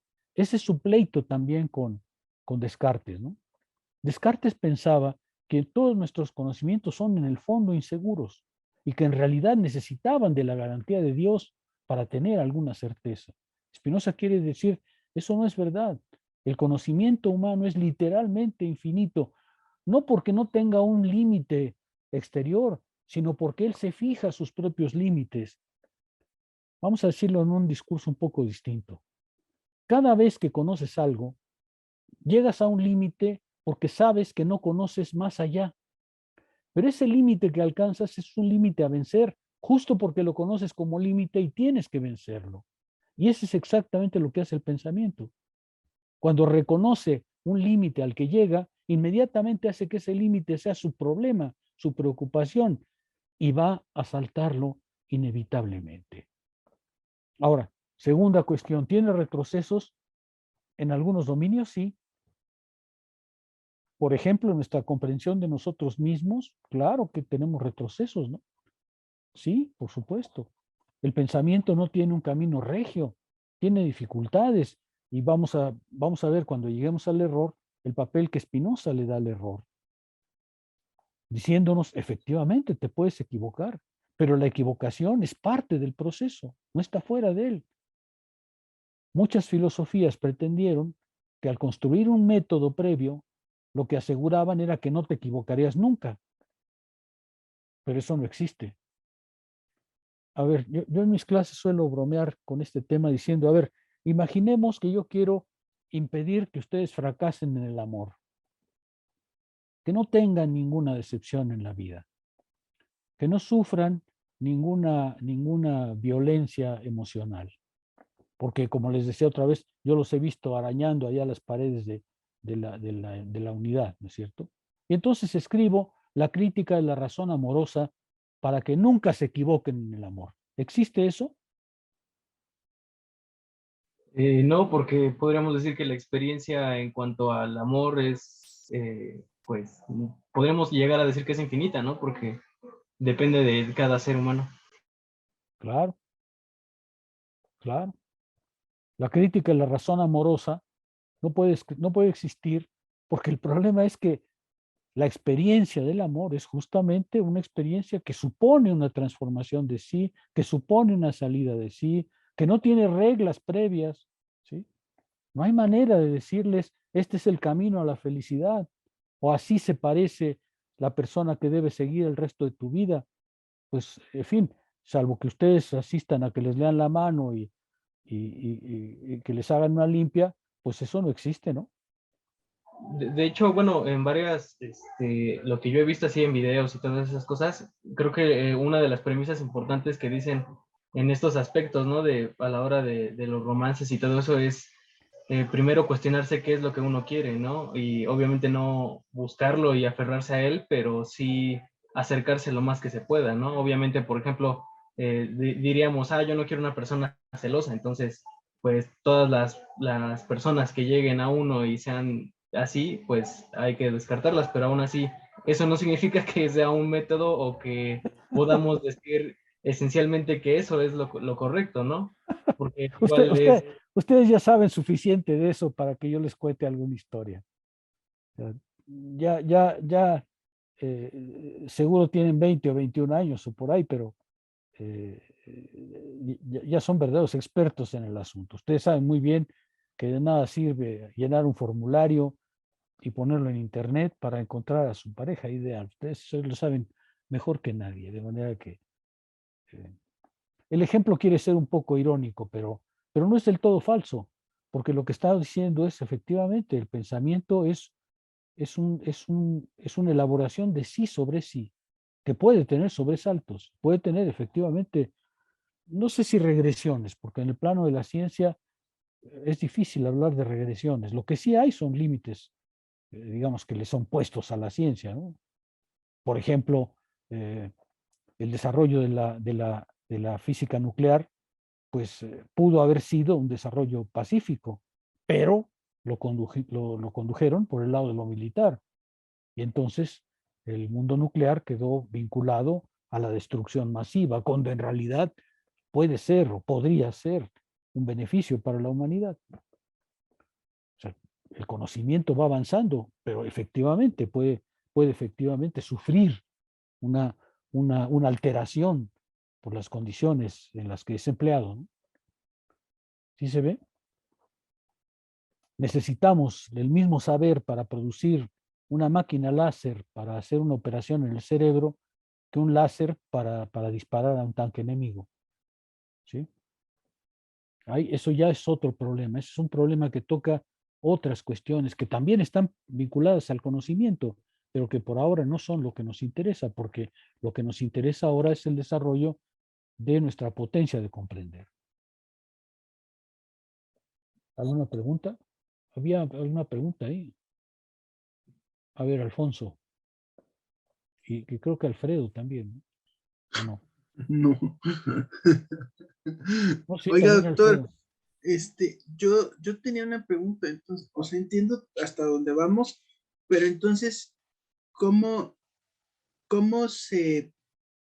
o en dónde entraría este conocimiento en donde se retoman ciertas cosas que ya están en el pasado? O sea, me estoy viendo, por ejemplo, a cosas como filosofía de la medicina, en donde se retoman cosas de Aristóteles, pero sin embargo, el conocimiento y el pensamiento, por supuesto, siguen teniendo una evolución, pero se retoman cosas del pasado. ¿Eso se podría considerar como una regresión para superar ciertos límites? ¿O No, cómo no, entraría eso? no. O sea, para empezar, tú no puedes tomar una idea aristotélica tal cual. Necesitas transformarla, ¿no? Es decir, no te puedes convertir en Aristóteles ahorita o en Platón ahorita. Bueno, salvo algunos que quieren hacer eso, ¿no? En realidad lo que necesitas es retomar eso como parte de la experiencia del pensamiento, pero no detenerte, no. Entonces, ¿no? Es decir, no es una regresión. Tomemos la filosofía. Si tomamos la filosofía como un conjunto de errores, pues entonces lo que veremos es que hay que desechar todas las filosofías anteriores. Pero si tomamos la filosofía como una experiencia del pensamiento, toda filosofía es una parte de la experiencia del pensamiento. Platón, Aristóteles, sin duda nos enseñan algo muy importante del funcionamiento del pensamiento. Pero es algo muy importante del funcionamiento del pensamiento, es un momento de la historia, un momento que no cesa, un momento que se ha desarrollado y que sin embargo, como hemos dicho una y otra vez, son momentos necesarios. La humanidad tenía que pasar por Platón y Aristóteles para alcanzar lo que es, pero no se podía quedar en Platón y Aristóteles. Los ha integrado dentro del proceso general del pensamiento como lo que son momentos cumbre. Y sin embargo, tampoco podemos simplemente volver atrás. Y no se puede decir que son una regresión, son simples momentos del pensamiento, momentos verdaderos del pensamiento, aunque momentos que responden a las propias condiciones de su tiempo. Alfredo. Bueno, yo iba a preguntar si esto tenía igual, no sé si choca un poco con lo que dice ya después, en el siguiente capítulo con lo del ser perfectísimo. No sé, porque habla un poco, bueno, se me figura que habla un poco igual sobre eso, hace un poquito unos comentarios del capítulo anterior, pero me confunde esta parte, ¿no? Porque no se estaría entonces de cierta manera contradiciendo en ese aspecto. No, lo que va a decir es que cuando queremos comprender el orden de todas las cosas, tenemos que llegar al ser perfectísimo. Por eso la lógica empieza, perdón, por eso la ética empieza con Dios, ¿no? Es decir, gradualmente hemos ido construyendo la idea de Dios. Si ya la alcanzamos y es la idea verdadera, es de esa idea que tenemos que empezar a pensar para comprender todo el resto de las cosas. Porque el conocimiento va de las causas, y en este caso de la causa primera, a todos los efectos. Lo que está diciendo el ser perfectísimo no es que sea una idea innata, sino que la hemos podido encontrar gracias a la elaboración de la esencia de Dios. Y esa idea perfectísima, que es la idea más verdadera, nos puede servir entonces como punto de partida para comprender el orden de todas las cosas. Pero no es una idea innata, no es otra cosa que lo que hemos podido comprender de la naturaleza toda. Eso es lo que pretende la ética. Decir, este es el orden de todas las cosas. Y a partir de ahí, entonces puedes comprender todas las particularidades, todos los momentos sucesivos, partiendo de la causa primera, que es el ser perfectísimo, o sea, el ser que incluye todas las determinaciones necesarias para ser substancia.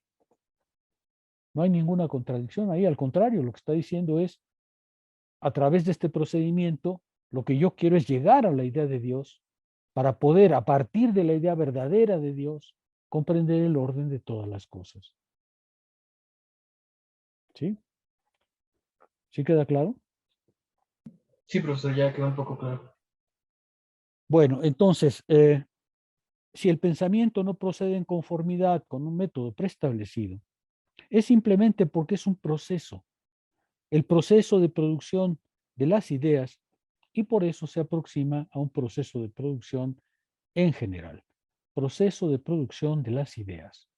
Se ha transformado con Spinoza de un método entendido como previo, de un método entendido como método de las garantías, para alcanzar un método que no es otra cosa que el método de producción de las ideas, que el método histórico que hemos tenido que seguir para alcanzar las ideas que hoy tenemos.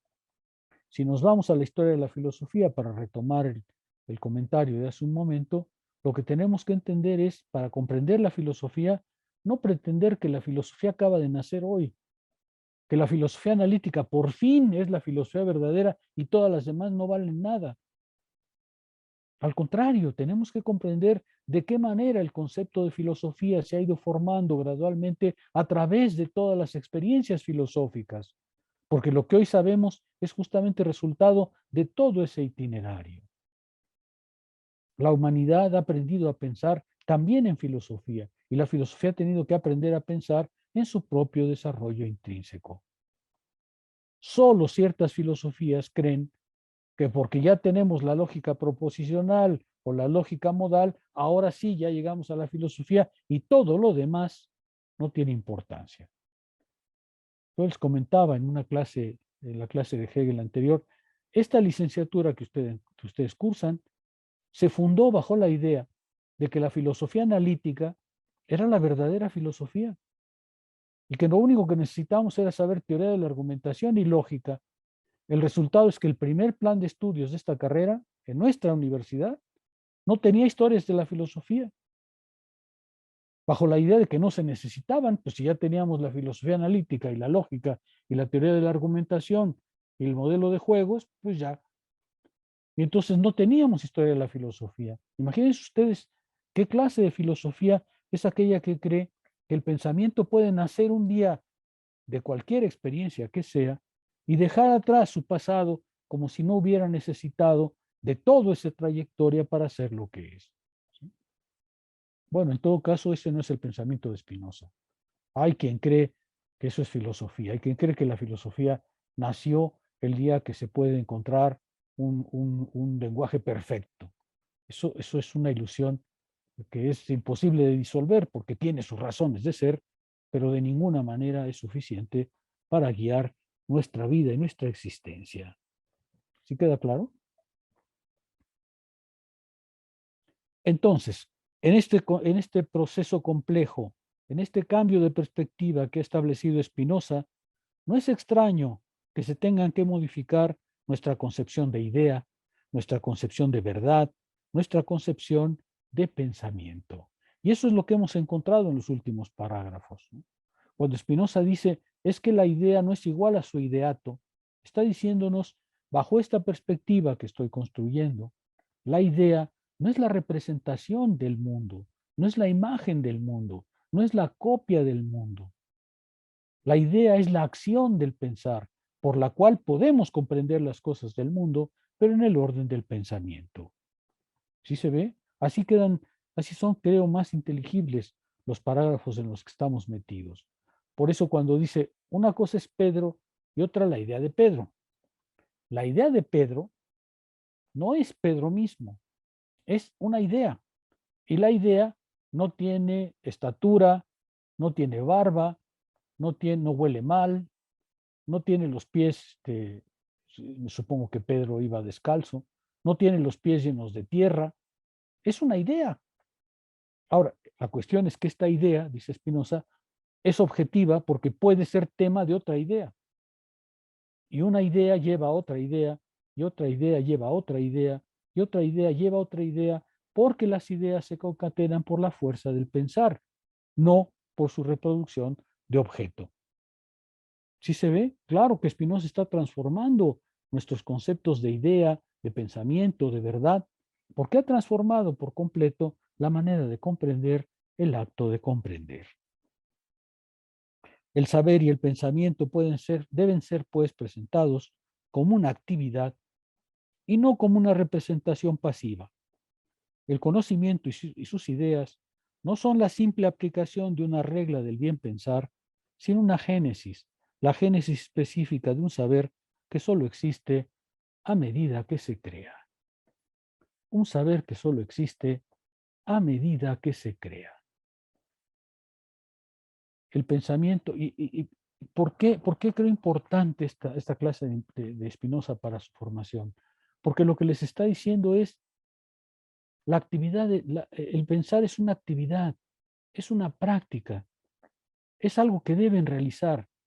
No es el acto pasivo de recibir desde fuera impulsos que vienen del exterior. El pensamiento no es tan mediocre para eso. El pensamiento es actividad. Actívense. El pensamiento es nuestra actividad principal. Spinoza creo que concordaría con Aristóteles cuando dice lo más alto del ser humano es su capacidad de conocer, es su contemplación, es su teoría. Eso es lo más alto que tenemos. Esa capacidad de comprender es lo más alto que tenemos, pero es actividad. Por eso, súmense a esa actividad, actívense. Eso es lo que está diciendo Spinoza con el enmendar el pensamiento. Enmendar el pensamiento quiere decir, dejen de creerlo como una mera pasividad para convertirlo en la actividad de transformación de sí mismos y del mundo. Es una invitación a actuar, es una invitación a actuar sobre el propio pensamiento y sobre el pensamiento en general para poder transformar nuestra concepción del mundo y nuestra concepción de nosotros mismos. Esa es la fuerza de Spinoza. El pensamiento no es recibir desde fuera un material venido del exterior y luego ver cómo lo transformamos en ideas. Eso no. El pensamiento es acción. La acción de modificar las ideas con las que la conciencia común está inevitablemente teñida, siempre, ¿sí? Y que Spinoza va a llamar imaginación, es la transformación de la imaginación, es decir, del pensamiento pasivo al pensamiento activo. Pero ya veíamos que con Spinoza la máxima perfección del ser humano es justamente ese impulso a la actividad, es justamente ese impulso a perseverar y a ir más allá de sí. Eso es lo que llamaba el bien supremo. como pensar es la actividad más importante de nuestras vidas, si logramos transformar nuestro orden del pensar, lograremos transformar nuestra manera de ver el mundo, nuestra manera de vernos a nosotros en el mundo, la manera de modificar un mundo que puede no gustarnos. ¿Sí queda claro? He intentado reconstruir de manera un poco más sistemática lo que está diciendo. ¿Sí? ¿Sí queda claro? Déjenme ir, por ejemplo, a la página, al apartado 34, que es más o menos a donde estábamos todavía, ¿no? Dice Spinoza, dado pues que la idea de Pedro, sí, tengo un momento. Dado pues que la idea de Pedro es algo real, la idea es real, ya vieron por qué es real, no porque tiene un cuerpo, ¿eh? A ver, aquí también hay una lección filosófica. Es un pobre filósofo, es un mal filósofo, el que cree que lo real, lo material, es del orden de los cuerpos, nada más. Aquel filósofo que crea que materialismo significa el orden de los cuerpos, de lo tangible, de lo sensible, se equivoca por completo. El materialismo es mucho más fino que eso. La idea es real, tiene efectos reales, es determinada, es objetiva. La idea de Pedro es algo real, que posee su esencia peculiar, también será algo inteligible, es decir, objeto de otra idea, la cual idea tendrá a sí misma objetivamente todo lo que la idea de Pedro tiene formalmente. Y a su vez, la idea de Pedro también tiene su esencia que puede ser, por su parte, objeto de otra idea y así indefinidamente. Eso cualquiera puede comprobarlo al ver que él sabe que es Pedro y que además sabe que lo sabe y que por otra parte sabe que lo sabe, etc. Este es un ejercicio muy bonito de Spinoza. Dice, mire, cuando usted llega a una idea verdadera, sabe que sabe. Y el que sabe que sabe, sabe que sabe que sabe. Y el que sabe que sabe que sabe, sabe que sabe que sabe que sabe. Y el que sabe que sabe, sabe por qué no sabía. El que sabe, sabe que antes no sabía. Y ahora tiene el conocimiento de por qué no sabía. El que sabe, dice Spinoza, sabe que sabe. El saber sabe que sabe. Y justo por eso el saber inevitablemente va hacia adelante. El saber es, pues, certeza. La certeza no es subjetiva. Es simplemente saber que se sabe. Saber que se tiene la idea verdadera porque se ha alcanzado la idea en su completa comprensión de sí. Se ha alcanzado la idea de la idea. ¿Sí se ve? Cuando ustedes saben algo, saben que saben. Por ejemplo, imaginemos que les ponen un quebrado en la escuela, en el examen de admisión de la UAM. Si lo saben resolver, ¿cómo se sienten? Tranquilos. Y muy chichos, ¿no?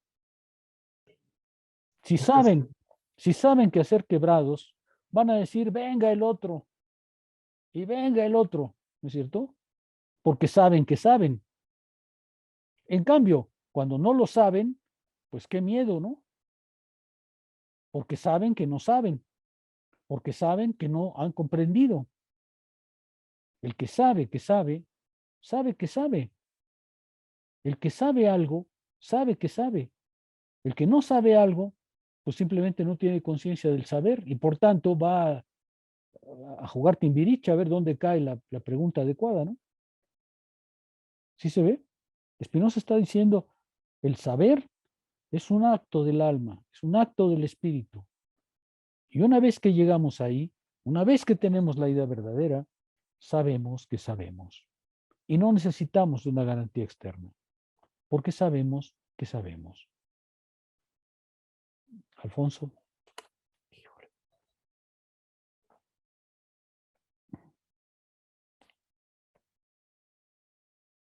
Alfonso.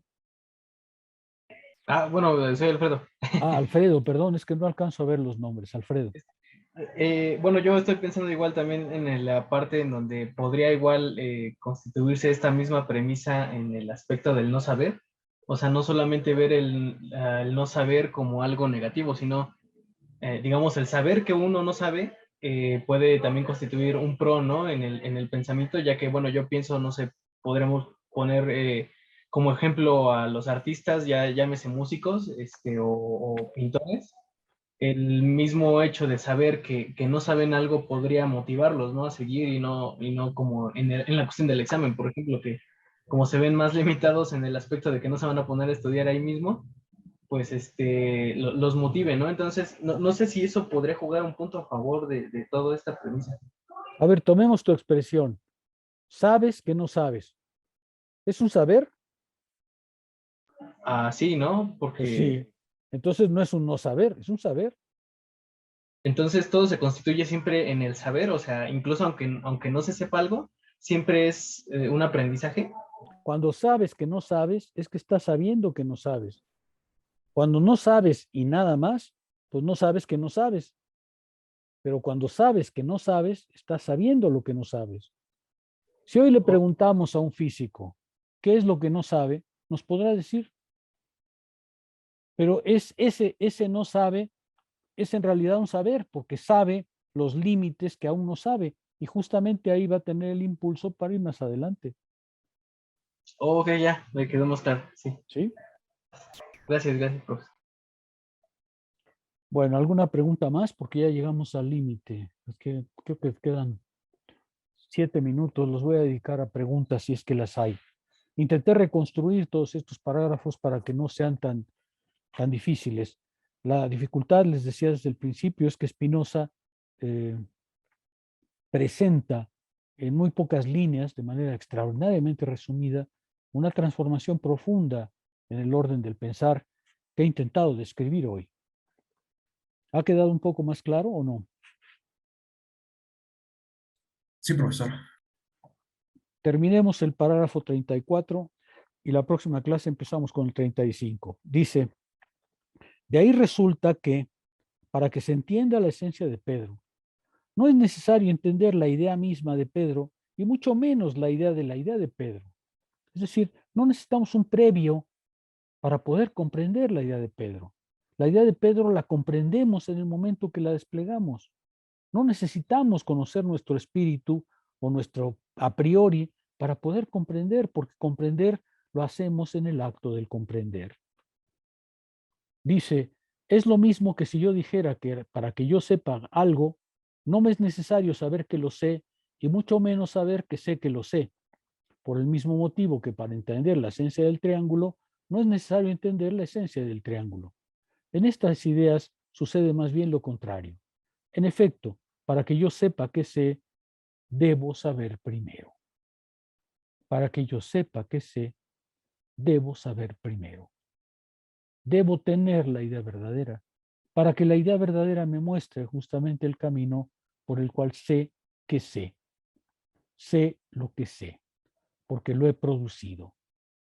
Sé lo que sé, porque lo que sé es la producción de mi espíritu en su potencia de comprender. Y lo que he producido con mi potencia de comprender, lo comprendo. Eso no es ningún misterio. No llegué ahí por accidente, llegué por una elaboración del proceso de comprender, por la fuerza del entendimiento. Literalmente, para que yo sepa qué sé, debo saber primero. ¿Sí? ¿Por qué? Porque no hay un previo al conocimiento, porque no hay manera de que desde fuera me digan que algo es conocimiento. Y esta idea quizá es muy importante. Lo que yo conozco realmente es lo que yo produzco realmente. Lo que yo conozco es porque lo he producido racionalmente. Eso es conocer. Y cuando lo produzco, sé que lo he producido, sé que sé, sé que sé que sé, y también sé lo que aún no sé, pero ya lo sé. Ya no es solamente ignorancia. ¿Sí se comprende? Parece un juego de palabras, pero es muy interesante en Spinoza. El que sabe que sabe, sabe que sabe que sabe, y así sucesivamente. ¿Alguna pregunta? ¿Algún comentario? ¿Ha quedado más claro todos estos párrafos que son difíciles por su concisión, con su brevedad? Spinoza, en pocas palabras, ha planteado un horizonte del conocimiento literalmente diferente. ¿Preguntas? No puedo creer que no diga preguntas o comentarios.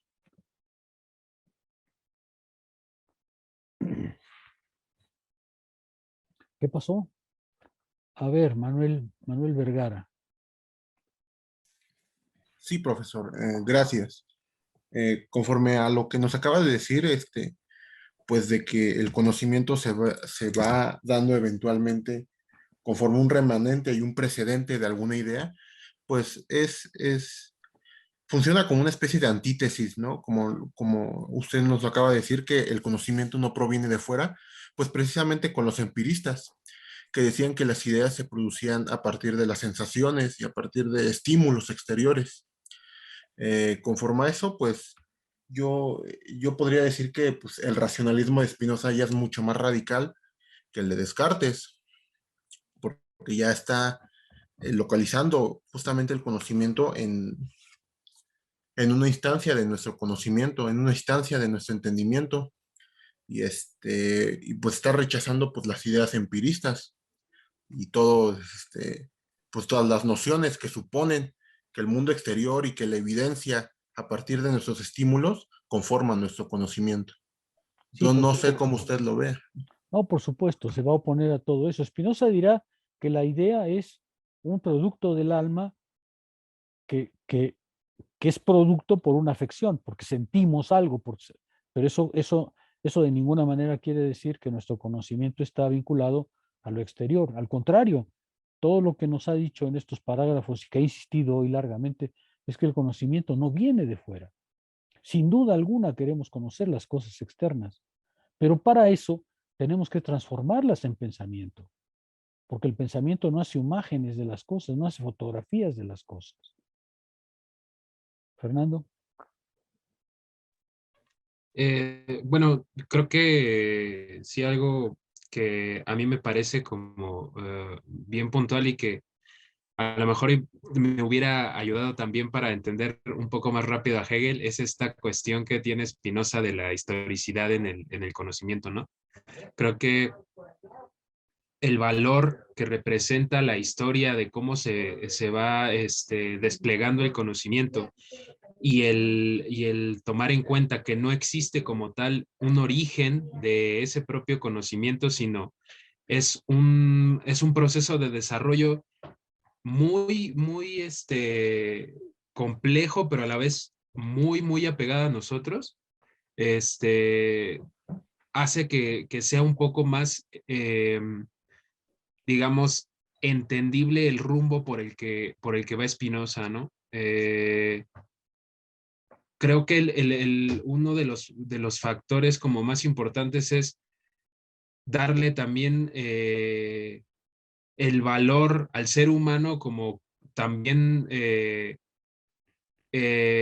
origen de su propio conocimiento, pero no de una manera pues prácticamente espontánea, ¿no? No es una cuestión de hoy me despierto no sabiendo y mañana pues, ya sé absolutamente todo, ¿no? Y creo que se nota bastante con los topones que se dan con Paret, justamente como usted dice, las filosofías analíticas, ¿no? Me hace pensar a lo mejor el problema que tuvo el primer Frege con los números. ¿Cómo explicar desde el lenguaje cristalino los números si no hay nada referente a ellos? Y pues él mismo fue como de, pues es que son cosas que están ahí en la mente y ya. Y lo que prácticamente dice Spinoza es como de, pues no, o sea, eso que tú consideras un número que está en la mente y que es una cuestión meramente a priori analítica, es toda una construcción humana que llevó un proceso muy complejo de prueba y error y que deviene propiamente en tu propia historia, ¿no? O sea, es tu propia historia lo que estás viendo en esos números que no logras comprender. Y a mí me parece, creo que eso es lo más destacable de estos estos, digamos, parágrafos muy, muy breves, no en una cuestión como de contenido, sino en una cuestión como de vernos nosotros en retrospectiva como, pues, como seres humanos y como seres pensantes. Sí, coincido en gran medida contigo, en gran medida contigo. De lo que se trata es efectivamente de devolverle al ser humano su potencia de comprender y no dejar al ser humano en el azar de la contingencia, ¿no es cierto? No hacer la historia del conocimiento humano, la historia del genio, o la historia del accidente, o la historia del no se sabe qué, ¿no? Porque eso es mandarlo a lo inefable. Si nosotros creemos, como sucede con muchas filosofías, que el conocimiento es como un relámpago que le cae a uno, como una manzana que le cae en la cabeza, pues entonces aquello acaba en lo inefable, ¿no? Aquello acaba en lo inexpresable. Resulta que no podemos dar cuenta entonces de nuestra facultad de comprender, porque justamente la dejamos abandonada al azar. Y lo que Spinoza quiere es lo contrario. Spinoza quiere mostrar que no hay un azar en el conocimiento, sino un trabajo, una práctica, una elaboración, ¿sí? Y por eso todas esas filosofías, que además son las que nos cuentan de niños, ¿no? Porque el ejemplo que yo cito de a Newton le cayó la manzana, pues sigue funcionando en en las escuelas elementales, ¿no? Y simplemente decir el azar más inexplicable dio lugar a la teoría más compleja. A mí me gustaría ver cómo, ¿no? Como les digo, ustedes se pueden sentar a que les caigan manzanas en la cabeza o el árbol mismo y no van a poder comprender así la teoría de la gravitación. No es por ahí, a pesar de que esa es la historia que nos cuentan una y otra vez, ¿no? Y no solamente en el caso de Newton, sino en muchos casos, ¿no? En el que resulta que un accidente inexplicable, inesperado, le hizo ver a alguien algo que nunca nadie había visto. Para empezar, para que puedas ver algo, es que tienes que tener una idea de lo que estás viendo. No puede ser que de repente aparezca en tu experiencia una cosa de la que no tienes ninguna categoría para pensar. Pues eso no puede ser, ¿no? En fin, lo que está en el fondo de aquí es, como intenté subrayar varias veces, que el conocimiento tiene una verdadera historia y que esa es la historia que da cuenta de nuestra potencia de comprender, porque el pensamiento ha ido aprendiendo de su propia historia. Se ha profundizado, se ha vuelto más coherente, se ha vuelto más potente. Y de eso somos herederos. Eso es lo que Spinoza está diciendo. Y esto no va a cesar, esto no se va a detener, esto va a seguir sin límite previsible. Sí queda, es una visión muy optimista, ¿no les parece? Porque además, como he intentado también subrayar hoy, de lo que se trata es de convencerlos de que la filosofía y el pensar es una actividad, es una producción, que no pueden esperar a que un profesor les susurre al oído una verdad, sino que tienen que producir esa verdad dentro de sí, transformando su orden del pensamiento. Esa es, me parece, una lección muy importante. Por eso creo que esta clase, digamos, de historia de la filosofía es significativa.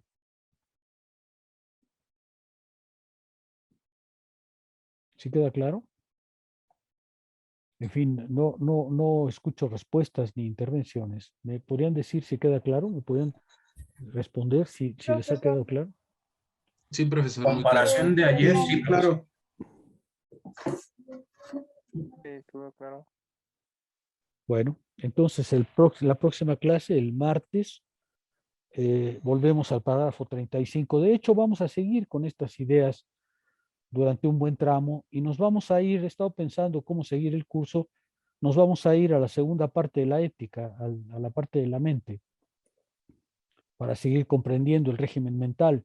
Y luego ya volveremos, si el tiempo nos da, a Dios y a la sustancia. Pero ahorita, lo que me interesa ahorita es que vean el funcionamiento del régimen mental, que es crucial para comprender a Spinoza. De Profesor, acuerdo, doctor. entonces para la siguiente clase vamos a seguir leyendo a partir del parágrafo 35 35, a ver, sí. hacia adelante. del parágrafo 35 hacia adelante, porque lo que a mí me interesa es por lo menos llegar al parágrafo 52 antes de irme a la ética. Vamos a hacer un salto mortal porque hay una parte en la que Spinoza se detiene a ver qué es una idea ficticia, qué es una idea... Es interesante, pero me parece menos relevante que la parte final del tratado y luego la ética. En fin, ya les iré diciendo qué parágrafos, pero por ahora, por favor, avancen del 35 en adelante.